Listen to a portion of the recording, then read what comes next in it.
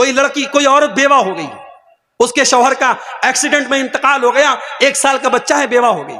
अब समाज क्या कहता है? साहब, अरे औरत है, बच्चे के सहारे जिंदगी गुजार लेगी। मैं कहता हूं दुनिया का सबसे बड़ा झूठ है ये, दुनिया का सबसे बड़ा फ्रॉड है ये।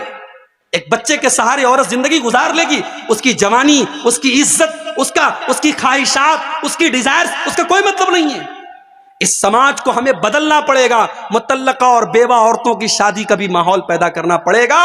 जो लड़कियां, जो औरतें जवानी में बेवा हो गई, जवानी में मुतल्लका हो गई, उनकी शादी आप नहीं कराएंगे, गलत रास्ते वो चुनेंगी और समाज में गंदगी फैलेगी और फैल रही है। मेरे प्यारे साथियों, शादी ब्याह में ये बहुत सारी चीजें हैं जिनकी हमें इस्लाह करने की जरूरत है। सबसे पहले तो आप रिश्तों में दीनदारी को तरजीह दीजिए।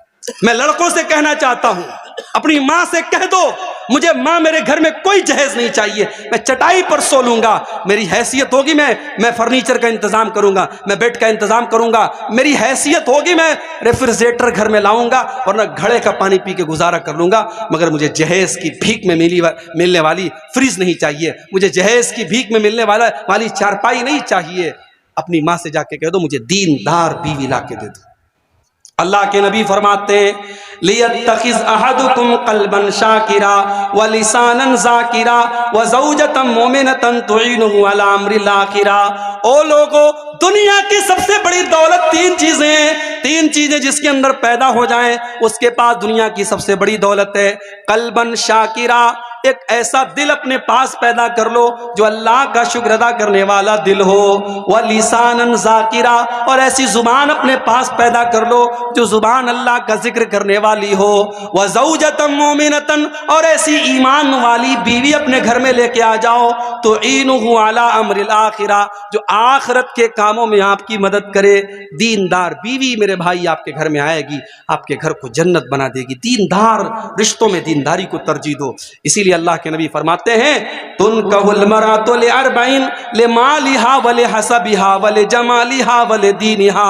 जब लड़की की शादी होती है, 4 चीजें लड़की के अंदर देखी जाती हैं। माल देखा जाता है, खूबसूरती देखी जाती है, उसका खानदान देखा जाता है, और उसकी दीनदारी देखी जाती है। आपने फरमाया, फज़फर बिज़ाति दीन, दीनदार लड़की को तरजीह दो, कामयाब हो जाओ।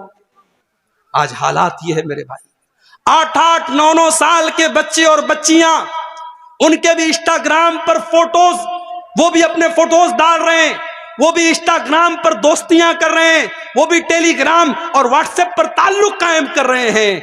जो बच्चे अभी ढंग से बालिग नहीं हुए, जो बच्चियां ढंग से बालिग नहीं हुई, उनको भी गर्लफ्रेंड और बॉयफ्रेंड का कल्चर उनके समाज में फैलाया जा रहा है। और हालात ये है, अभी दिल्ली की न्यूज आज मैंने मोबाइल पर पढ़ी, दिल्ली में 8 साल से लिव इन रिलेशनशिप में रहने वाला, लिव इन रिलेशनशिप का मतलब बगैर शादी के मर्द और औरत साथ में रह रहे हैं, लिव इन रिलेशनशिप में रहने वाला अपनी उसी औरत की 14 साल की लड़की के साथ रेप करता है और फिर पुलिस उसको अरेस्ट करती है। हालात ये हैं, बाप बेटी का रिश्ता भी तार तार हो रहा है, भाई बहन का रिश्ता भी तार तार हो रहा है। मेरे भाइयों, अब धीरे धीरे दुनिया महसूस कर रही है, दुनिया महसूस कर रही है, समाज को इस गंदगी से बचाना है तो इस्लाम के दामन में आना पड़ेगा। इस्लाम ने हमें जिना के दरवाजों से रोका है, जिना के चोर दरवाजों से इस्लाम ने रोका है। इस्लाम कहता है लड़का लड़की बालिग हो जाए, 12-10 साल का लड़का हो गया, 10 साल की लड़की होगी, बिस्तर अलग कर दो। 10 साल का लड़का लड़की हो गए, बिस्तर अलग कर दो। लड़की को मेंसेस आने लगे, लड़की बालिग हो गई, जवान हो गई, घर से निकले तो पर्दे में निकले। जवान लड़की को किसी गैर महरम के साथ तन्हा मत रहने दो, अकेला मत रहने दो। तुम्हारी खाला का लड़का, तुम्हारे मामू का लड़का, तुम्हारे काका का लड़का, तुम्हारे ताया का लड़का, ये सब तुम्हारे लिए गैर महरम है। मेरी बहनों, जिस तरीके से मोहल्ले की और गांव के लड़कों को अपने लिए गैर महरम समझती हो, अपनी खाला के, अपने ताया के, अपने मामू के, अपने चाचा के लड़कों को भी गैर महरम समझो। मेरी बहनों, आपका देवर आपका भाई नहीं है, आपके शौहर का भाई है। भाभी अगर देवर को हंसी मजाक में ज्यादा छूट देगी, अगर भाभी देवर से ज्यादा फ्रैंक होगी और देवर भाभी के बीच की सीमाएं खत्म होंगी तो वहां पे मामलात खराब होंगे और बहुत सारे घरों में मामलात खराब हो रहे हैं। ये फेसबुक का दौर है, ये फिल्मों का दौर है, ये वेब सीरीज का दौर है, ये समाज में गंदगी को परोसने का दौर है। इस दौर में हमें और ज्यादा एहतियात की जरूरत है। बच्चियां जवान हो जाएं तो बाप अपनी बच्चियों से भी एक एहतियात करे। बच्चियों को चाहिए जब वो जवान हो जाए, बाप भी आए तो अपने दोपट्टे और अपने कपड़े का ध्यान रखें। शैतान कब किसके दिमाग को कहां फेर दे, कब किसकी नजरें खराब हो जाए, शैतान कब किसके, हमारे रगों में, हमारे बदन में खून की तरह शैतान दौड़ रहा है। और फितनों के इस दौर में कब किस रिश्ते में नापाकी आ जाए मेरे भाइयों, गारंटी नहीं है। इसलिए बड़ी एहतियात की जरूरत है और महरम गैर महरम का फर्क अपने जवान होते बच्चों को बताने की जरूरत है। और आगे बढ़िए, एक दो चीजें और बयान करके बात खत्म कर रहा हूं। हमारे समाज में अगर इस्लाह करनी है समाज की, एक और चीज हम देख रहे हैं, हमारे नौजवानों का बिगाड़, हमारे नौजवानों के अंदर पाई जाने वाली मुख्तलिफ बुराइयां। हमारा नौजवान आज नशे में मुब्तला है, हमारा नौजवान आज रातों में 2-2, 3-3 बजे तक नाजायज बातचीत में लगा हुआ है, हमारा नौजवान आज गुंडागर्दी और क्राइम के कामों में लग रहा है। मेरे नौजवान साथियों, इस उम्मत का कैपिटल आप हैं, इस उम्मत का सरमाया आप हैं, इस उम्मत की उम्मीद आप हैं।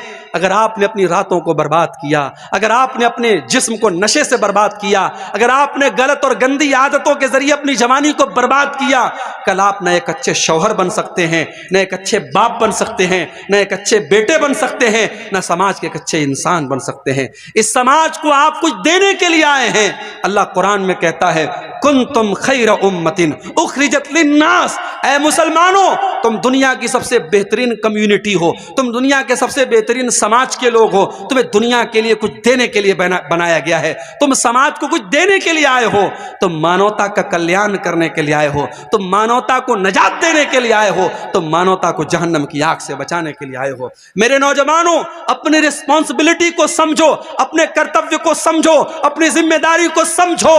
जवानी के एक मिनट का हिसाब अल्लाह ताला कल क़यामत के दिन लेगा। मेरी नौजवान बहनों, आपसे भी कहता हूं, मेरे नौजवान भाइयों, आपसे भी कहता हूं, अपनी जवानी को गनीमत जानो। जवानी में जितना आप सजदा कर लेंगे, जितनी नमाज पढ़ लेंगे, जितना अल्लाह को राजी कर लेंगे, कल 50-60 साल के होने के बाद आप नहीं कर पाएंगे। बहुत सारी हसरतें लेके दुनिया से जाना पड़ेगा। मेरे भाइयों, मेरी माँ के इंतकाल को अभी 3 साल हो रहे हैं। 2020 में मेरी माँ का इंतकाल हुआ। माँ का सपना था हज करने का। लॉकडाउन के पहले माँ के हज का फॉर्म भरा। मैंने कई बार माँ से कहा कि उम्रा कर लो, माँ उम्रा करने के लिए तैयार नहीं हुई। हज का फॉर्म भरा गया, जिस साल हज का फॉर्म भरा गया उसी साल हज कैंसिल हो गया, लॉकडाउन लग गया, और अगले साल फिर भी लॉकडाउन लगा रहा और अगले साल भी हज का फॉर्म नहीं भरा गया और उसके अगले साल ही माँ का इंतकाल हो गया। ये सपना, ये हसरत, ये ख्वाहिश लिए हुए मेरी माँ चली गई। ये ख्वाहिश लिए हुए कितने लोग दुनिया से चले जाते हैं। मेरे नौजवान साथियों, अगर आज आपके पास पैसा है, आप उम्रा कर सकते हैं, आप हज कर सकते हैं, अभी कर लो। अभी आपकी शादी हुई है, मियाँ बीवी औलाद चाहते हैं, नेक औलाद चाहते हैं, जाओ चंद पैसे खर्च करो, उम्रा करो और जा करके अल्लाह की बारगाह में रो करके दुआ मांगो, अल्लाह नेक और साले बेटा अता फरमाएगा। उम्रा कर लो, हज की ताकत है, हज कर लो, जवानी में इबादत कर लो।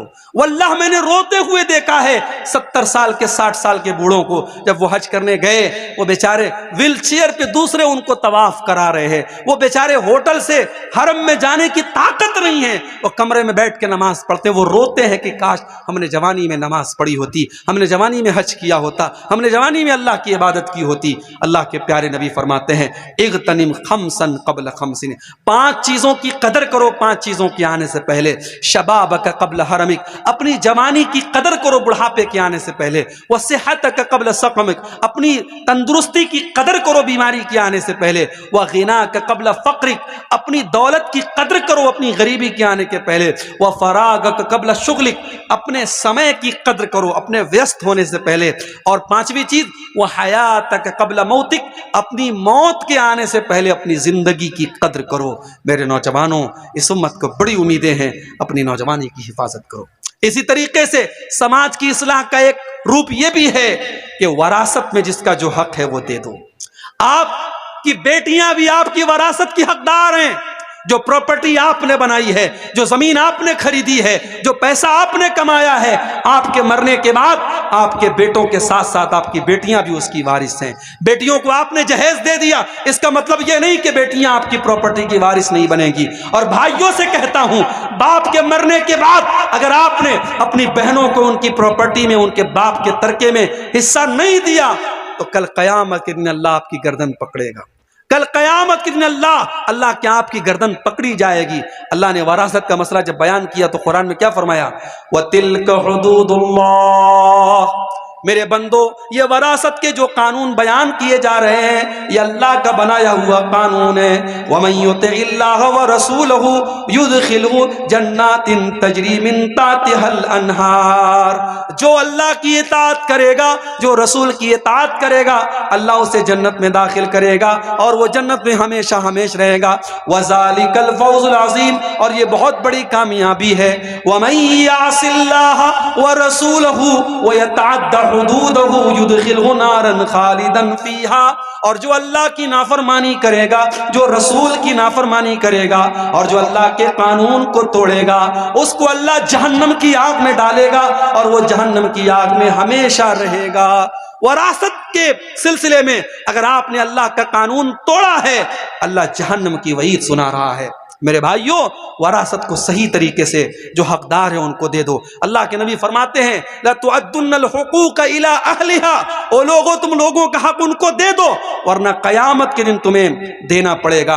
हत्ता युकाद लिशातिल जलहाई मिन अशातिल करना, कयामत के दिन सींग वाली बकरी से भी किसास लिया जाएगा अगर उसने बगैर सींग वाली बकरी के ऊपर जुल्म किया है। तो वरासत को सही तरीके से बांट दो। और आखिरी चीज बयान करके मेरे भाइयों बात खत्म कर रहा हूं। इसी कलियाचक के इलाके में एक साहब बताने लगे कि हमारे यहां जब जलसा होता है तो हर साल ब्रदर फलां ब्रदर फलां ब्रदर फलां को बुलाया जाता है, उलमा को नहीं बुलाते, ब्रदर्स को बुलाते हैं। क्यों? ब्रदर्स की फैन फॉलोइंग ज्यादा है। फलां ब्रदर साहब हैं, वो फेसबुक के ऊपर लाइव क्वेश्चन आंसर करते हैं, लोगों के सवाल का लाइव जवाब देते हैं। इतना लाइव तो उलमा भी जवाब नहीं देते। मेरे भाई, उलमा की जगह ब्रदर्स नहीं ले सकते। ये दौर फितनों का दौर है और उलमा की जगह आपने जाहिलों को उलमा का मकाम दे रखा है। आपके बड़े बड़े स्टेज पर आज जाहिलों को, जिनको अरबी जुबान नहीं आती, जिनको कुरान पढ़ना नहीं आता, उनको आपने उलमा का मकाम दे दिया है। और उलमा के साथ आपने क्या सलूक किया? उलमा के साथ आपने यही सलूक किया कि जितना आपके बच्चे की पॉकेट मनी का खर्च है उतना आपके मौलवी साहब की तनख्वाह है। आपके बेंगलोर में सड़क पर सफाई करने वाला और झाड़ू देने वाला, वो भंगी, वो सफाई कर्मचारी, उसकी सैलरी आज 18,000 है तो वो लोग स्ट्राइक कर रहे हैं कि हमारी सैलरी 30 से 35,000 की जाए। और यहाँ हमारे मस्जिद में 5 टाइम की नमाज पढ़ाने वाला और जुमा का खुतबा देने वाला हमारा इमाम, हमारा खतीब, उसकी तनख्वाह 5,000 6,000, बड़ी मुश्किल से, कहीं बड़े दिल दरिया वाले लोग हैं तो 10,000। ये हमने अपने उलमा के साथ ये सलूक किया है। मेरे भाई, हमारे उलमा के लिए हमारी मस्जिदों में इतनी छोटी सी कोठरी बनाई जाती है कि आलिम साहब अकेले रहें, परिवार के साथ न रहने पाए। आलिम साहब का परिवार कहाँ रहता है? बिहार में, झारखंड में। आलिम साहब महीने में एक बार अपनी बीवी के पास, बच्चों के पास जाते हैं।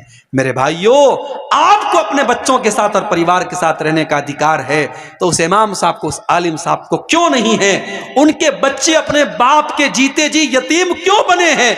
उनकी बीवी अपने शौहर के जीते जी बेवा क्यों बनी है? इसका हिसाब भी हमें क़यामत के दिन अल्लाह की बारगाह में देना पड़ेगा।